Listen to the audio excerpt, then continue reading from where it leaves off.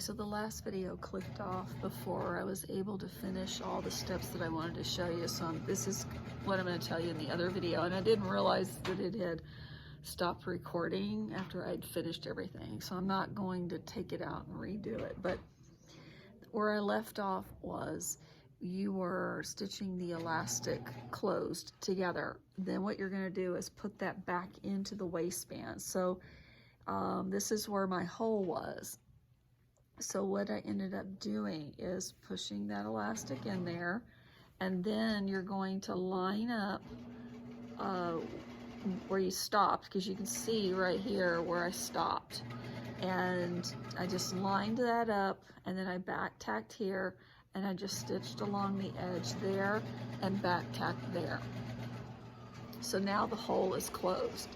And the other thing that I wanted to show you is that if you ever have problems with a elastic waistband after you've washed it and the elastic in the waistband twists on you, this technique that I'm going to show you, it will keep you from having the waistband turn in the wash. And it's called stitch in the ditch.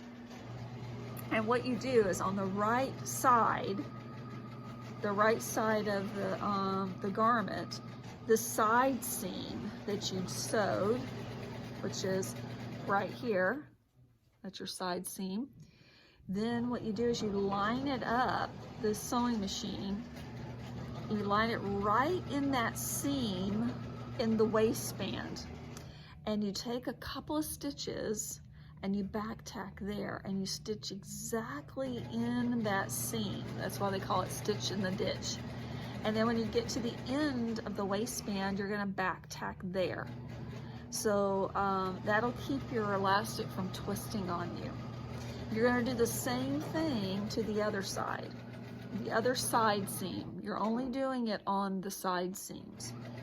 So once again here, you can kind of see, because the thread is a little bit darker, you're gonna take a couple of stitches here, back stitch there, stitch, and you're stitching exactly in the fold of that seam right there, and then you back tack at the end of the waistband, and that's called stitch in the ditch. And then now your pants, or the waistband's all put in, and then the next step is the hem, and then you're done.